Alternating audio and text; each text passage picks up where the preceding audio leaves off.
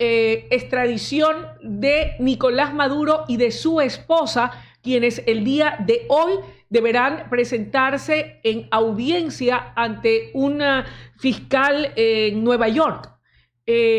Hay mucha expectativa en torno a cuáles serán las declaraciones luego de haber sido detenido y trasladado desde Venezuela hasta Nueva York por parte de Nicolás Maduro y de su esposa.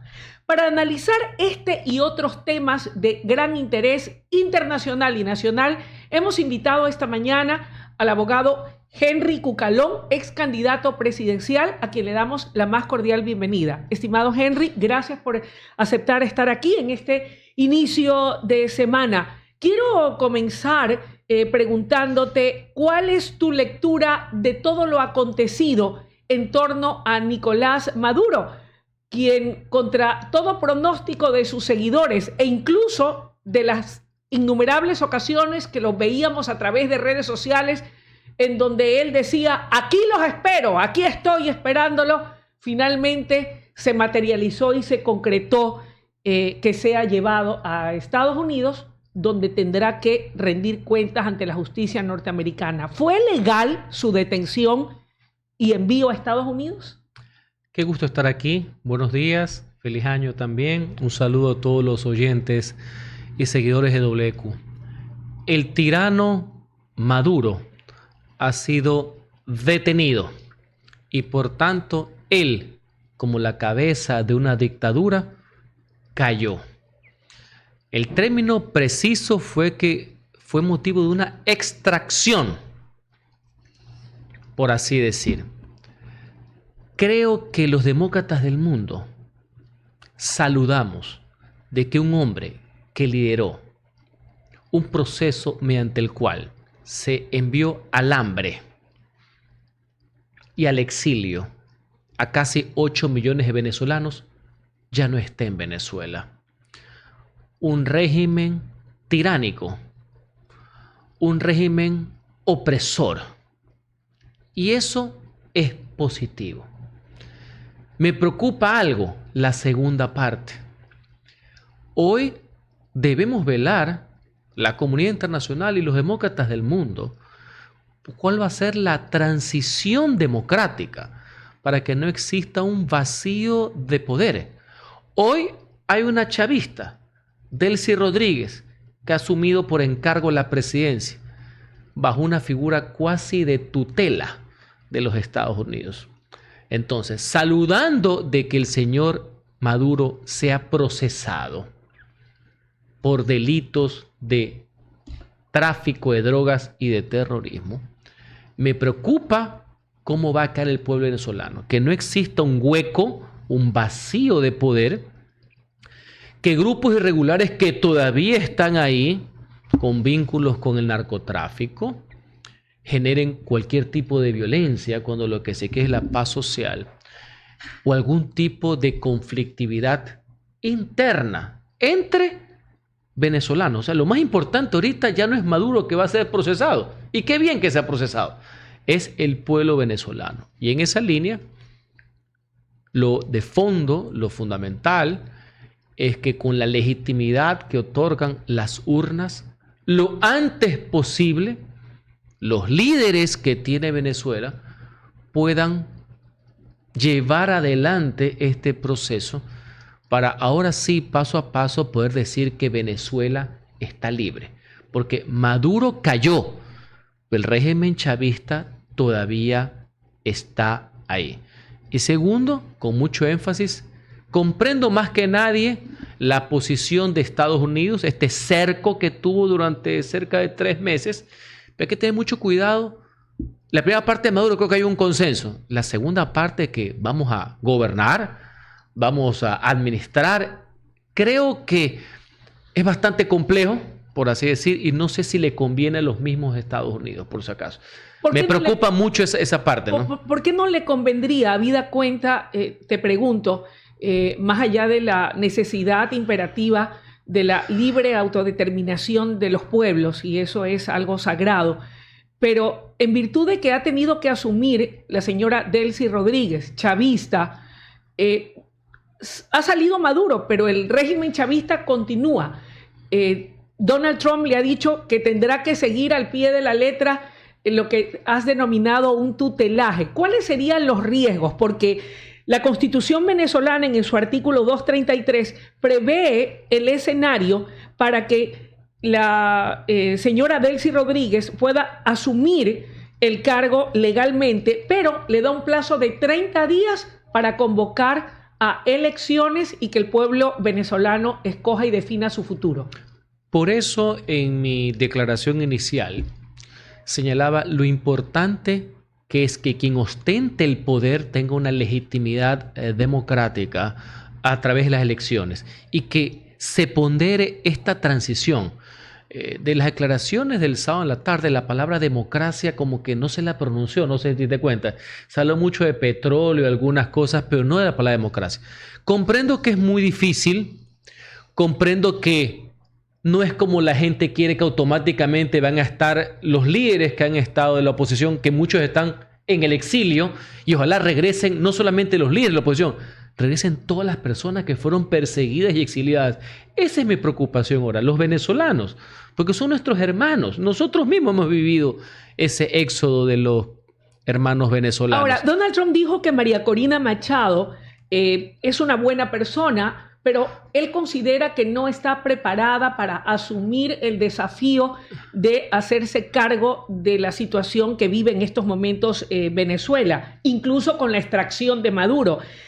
Lo mismo con relación a Edmundo González Urrutia. Él ha dicho que estaba listo para ir y tomar posesión del cargo como presidente legítimo en urnas, pero ¿no es esa la salida? Eso debe catalogarlo el pueblo venezolano, ningún gobernante extranjero. Comprendo la preocupación que tiene Estados Unidos, que es nuestro aliado natural, hasta por un tema de eje. Estamos todos en el tema americano, ese es nuestro aliado natural, lo comprendo. Y prefiero tener 10,000 veces a ese aliado que a los otros. Este es un tema de geopolítica, en eso yo soy claro. Pero esa definición que se da en democracia y en las urnas, inmediatamente que se convocan las elecciones, tiene que determinarlo es el pueblo venezolano. ¿Crees que existe el riesgo de que el pueblo venezolano escoja a otro chavista? Mire, esa es la democracia. Lo importante, quisiera que no, pero lo importante es que no se viva bajo un régimen de dictadura, que a claras luces tenía relaciones con el narcotráfico. Ese es el problema. El problema ya ni siquiera es ideológico, porque hay choque de visiones. Si tú revisas la izquierda seria del mundo, que sí la hay, más allá que uno no lo comparta. Y voy a poner el ejemplo, el presidente Boric de Chile no estaba con Maduro. Nunca estuvo con Maduro. Era uno de sus más grandes críticos, porque eso era una narcodictadura. Él era un tirano, por así decir.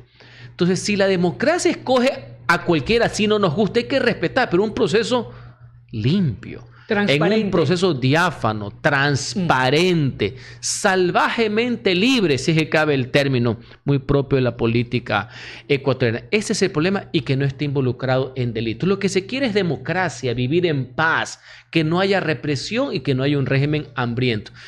En mi caso particular tengo una especial atención por lo que sucede, porque yo no soy novelero de fin de semana.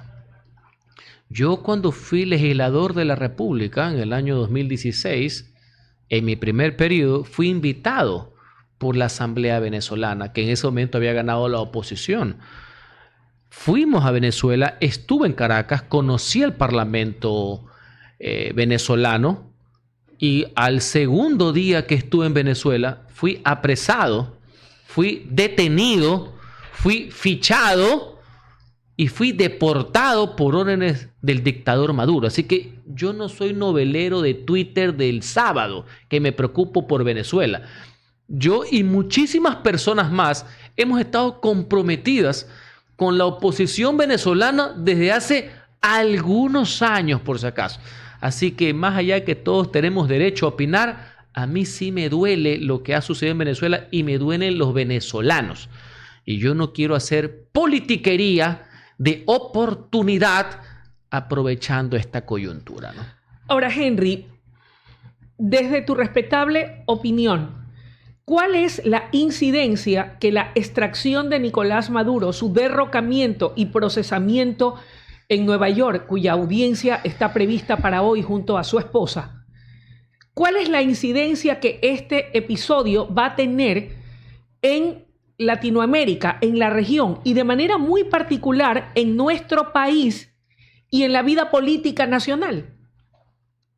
Creo que la gran mayoría de ecuatorianos ve de forma positiva que una persona que gobernaba al margen de la ley, de forma fraudulenta, ya no ejerza el poder.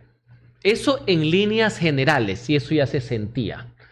Queremos lo mejor para el querido pueblo venezolano. Podrá haber discusiones de cuál es la segunda parte, qué es lo que estamos conversando, qué es lo que pasa el día después. Otra cosa muy distinta es que cierto sector político, en este caso el correísmo, siempre haya defendido al señor Maduro pintándolo como un demócrata, lo cual no lo era.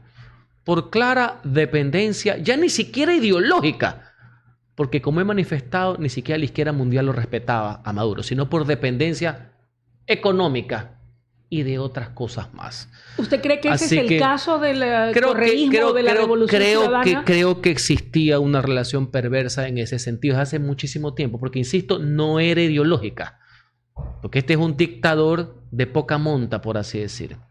Así que ahí no había un consenso filosófico ideológico. Eso era una cuestión de absoluta conveniencia, por así decir. Porque le he mostrado casos de que se podía ser de izquierda y no apoyar a Maduro. Y eso pasa en casi toda Europa con la socialdemocracia y pasaba aquí en la hermana República de Chile, por poner un ejemplo. Dicho esto, lo más importante ya no es Maduro. Maduro va a ser procesado en Estados Unidos y habrá por sorpresas, narcotraficantes. Hay que ver dentro de su declaración, hay que ver a quienes financiaba. Hay que ver el proceso en Estados Unidos. Yo soy abogado. Hay una acusación reactivada, acusaciones hechas en el año 2020, no son de ayer, las han reactivado y para eso está el proceso. En cuanto al tema de cada región, a nosotros lo que nos debe preocupar es, más allá del señor Maduro, es cómo quedan nuestras relaciones.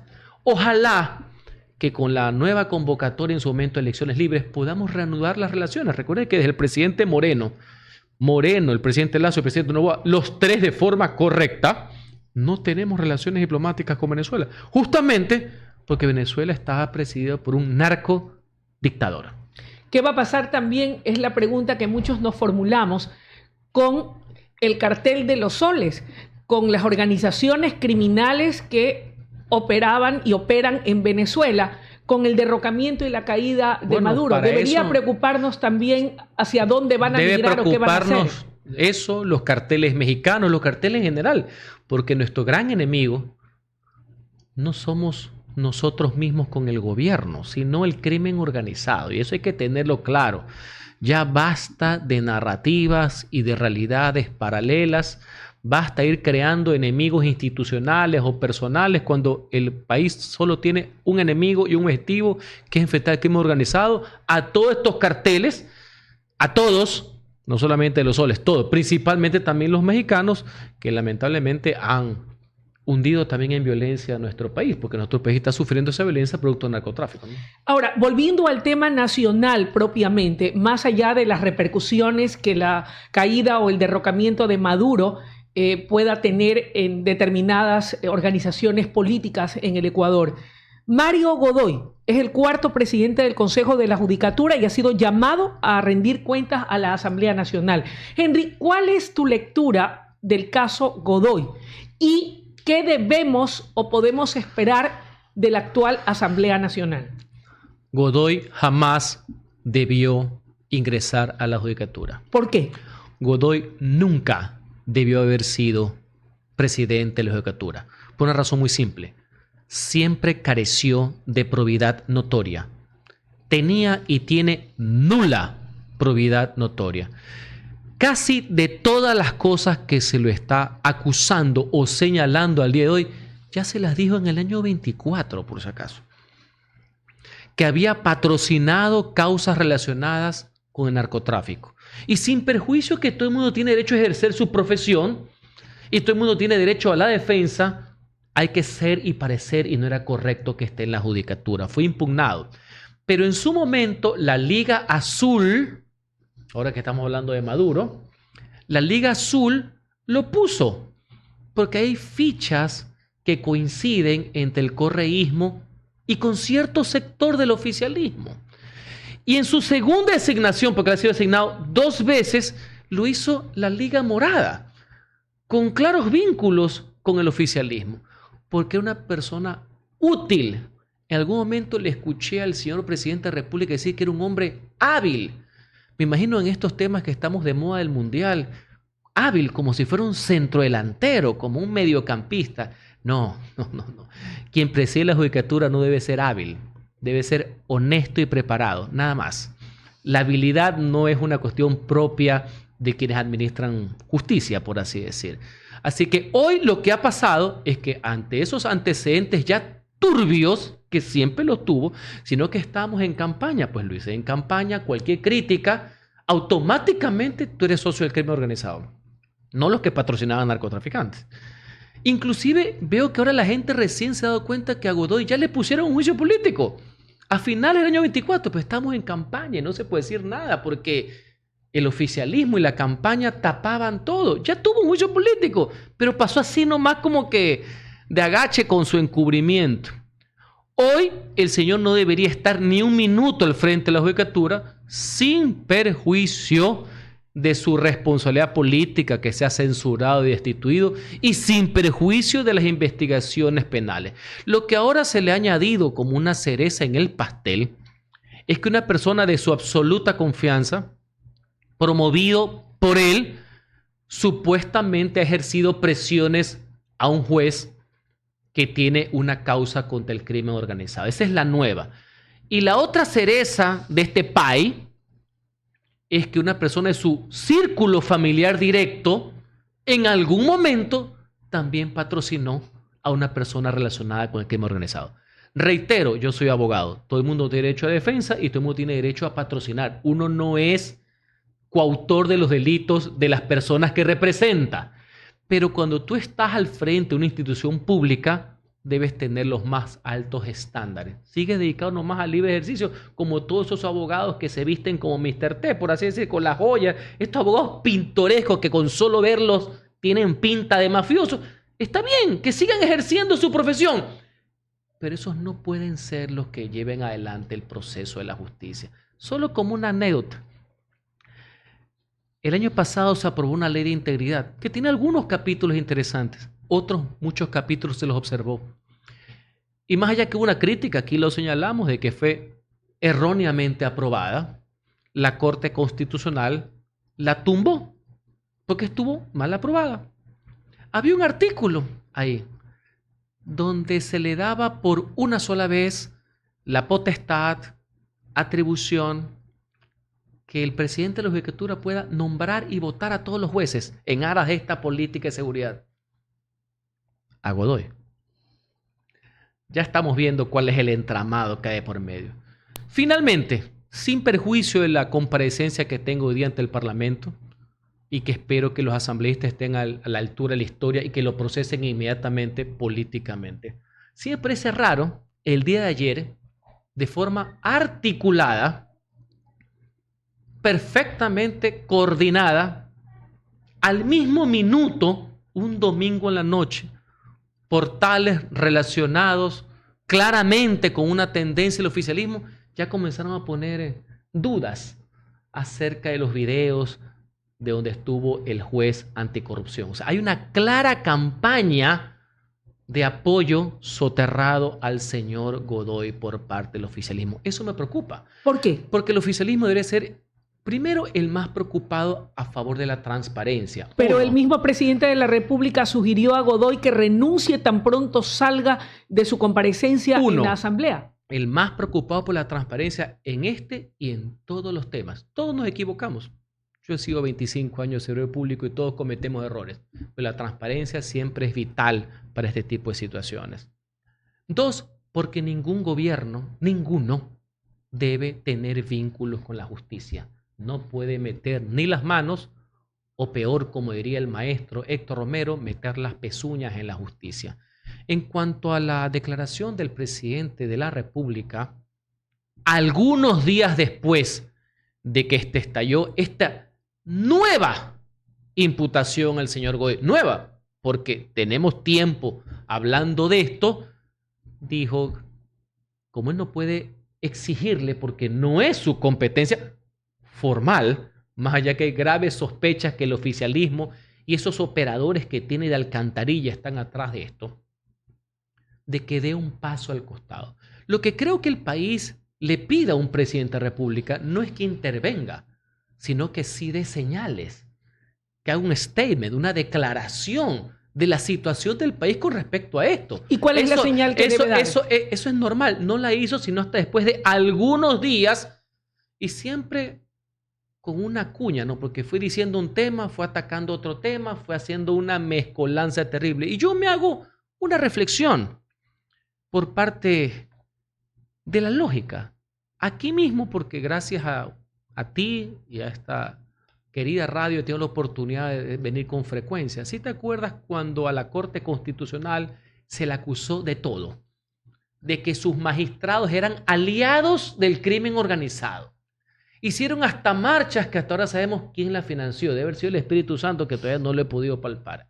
El presidente tuvo una actitud fuerte, diciendo ustedes son casi culpables de todo lo que está pasando. Sin embargo, con la judicatura no pasa nada. Nada más y nada menos con personas que se las está endilgando, que han representado a personajes vinculados con el crimen organizado y que son los que controlan a los jueces, esos jueces del día a día, que esos son los que liberan a los asesinos, a los violadores, no los magistrados de la Corte Constitucional que hacen control abstracto de la Constitución.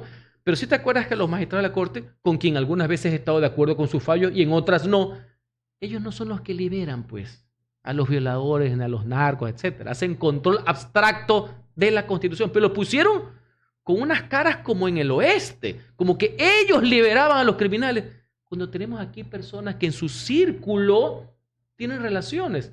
Y es más, todos los días uno se va enterando de que son los mismos con las mismas. Todos estos miembros de los estudios jurídicos ya han pasado por la Procuraduría Síndica de Petroecuador, otros están en la Agencia de Regulación y Control Hidrocarburífero y son los mismos que van cambiando. Godoy también estuvo en Petroecuador. Parece que son muy hábiles, ¿no? Pero acusaban a otros. Esa es la típica táctica del populismo. Regla básica, acusar a otros de lo que tú haces, por así decirlo. Así que yo espero que hoy día, sin perjuicio que es obvio que la táctica era haber ganado tiempo para que el señor Godoy vaya y acuse a otros que inclusive han estado de acuerdo con él, porque como te manifesté, él originalmente entró por la Liga Azul, para que todo el aparataje de la realidad paralela que hay en el país, con portales incluidos, distraigan la atención del tema y le echen el muerto a otros. ¿Qué consecuencias, esa es la táctica. ¿Qué consecuencias podría traer eso para el Ecuador, para el país, para la democracia, grave, para el gobierno, para el Ecuador para entero? Para mí grave, porque más allá que Godoy, reitero, nunca debió haber estado en ese puesto. Debemos tener un mínimo acuerdo de país, Luisa, apoyando al gobierno nacional en temas de seguridad que incluye algo que no es facultad del gobierno, ¿sí? La justicia. De nada van a servir los esfuerzos que haga la fuerza pública, de nada van a servir todas las reformas penales que uno pueda hacer. Yo he hecho algunas, no me cansaré de repetir, yo soy el autor de la reforma penal por la cual todos los violadores y asesinos pagan cárcel completa. No tienen 2x1, no tienen régimen abierto, ni semilibertad. Si a un violador y asesino lo condenan a 40 años, se queda los 40 años presos. Henry Cucalón Camacho, por si acaso. Pero nada de eso va a servir si tú tienes jueces multifuncionales a órdenes de los capos del crimen organizado o órdenes de capos políticos disfrazados de otras cosas, de que los vayan liberando. Ese ya no es un problema del artículo. Ese es un problema de ineficiencia, de corrupción. Así que todos debemos estar preocupados porque más allá de Godoy, y antes estaba Wilman Terán, que ahorita está preso, que es Metástasis 1, hay un problema estructural en la justicia. Eso es lo que nos tiene que preocupar, ya virando la página y sin impunidad de Godoy. ¿Qué es lo que vamos a hacer como sociedad, como academia, como parlamentarios, como gobierno, como ciudadanos, como medios de comunicación? ¿Qué vamos a hacer para darle un apoyo a la justicia? Ese para mí es el tema de fondo, ¿no? De mantenerse Godoy y no ser censurado políticamente, ¿qué pasaría con esta estructura o el Poder Judicial? Uno. Y dos, ¿qué costo político tendría para el oficialismo de cara a lo que serán las elecciones seccionales? Porque a lo mejor muchos dirán, no está pasando nada, pero resulta que sí pasa. Bueno, el no pasa nada, ya sabemos qué pasó el 16 de noviembre, cuando existieron preguntas interesantes, dignas de apoyar, pero que el ciudadano una vez más mezcló no qué es lo que te preguntan, sino quién pregunta, y ya viste cuál fue la respuesta. Entonces, no hay que ignorar la realidad, porque después la misma realidad prepara su venganza, por así decir. Así que no hay que caer en eso. Dediquémonos y sumemos los esfuerzos en otros temas. No nos desgastemos en esto. No es dable. No. El país necesita continuar la reactivación económica, necesita estabilidad. El gobierno no tiene por qué ponerse atrás de este tipo de situaciones. El gobierno tiene un mandato, tiene 3 años, 4, 5 meses, tiene el mandato prácticamente entero. Debe enfocarse en otras cosas, no en este tipo de situaciones. Y el oficialismo, hoy día he visto la agenda, tiene otros temas importantes. Yo saludo que hoy día vayan a debatir en primer debate una ley de repetición, por ejemplo, que es la que va a permitir, una vez aprobada, de que todo lo que está erogando, pagando el Estado ecuatoriano producto de la irresponsabilidad de malos funcionarios públicos, como el caso de Chevron, después se pueda repetir, podamos cobrarle a esos malos funcionarios públicos que sus acciones o omisiones generaron que el pueblo tenga que gastar en eso. Me parece algo plausible. ¿Sabes en qué tenemos que ponernos todas las energías? Debemos aprobar la ley que regula la intervención de las Fuerzas Armadas en materia de seguridad, que es la que aterriza lo que ya votamos en el año 24, la reforma constitucional que permite a Fuerzas Armadas complementar la acción de la policía.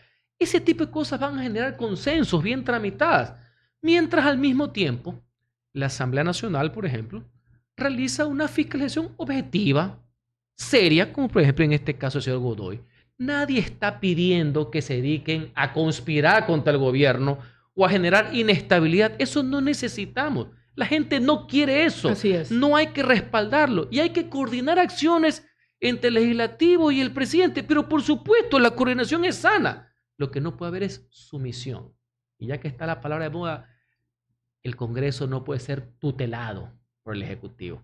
Ojo, coordinación sí, sumisión jamás. Ha sido con nosotros la intervención de Henry Cucalón, ex candidato presidencial, en el análisis de temas de coyuntura nacional e internacional. Gracias, estimado Henry. Un feliz y venturoso 2026 para ti y que tus anhelos y sueños, que sé que son los nuestros de un mejor Ecuador, se cristalicen. Que tengas un buen día. Muchísimas gracias, como siempre. Un fuerte abrazo para todos y feliz año. Vamos a ir a una breve pausa, son las 8 de la mañana con 34 minutos y enseguida volvemos con mucho más en el Noticiero Nacional de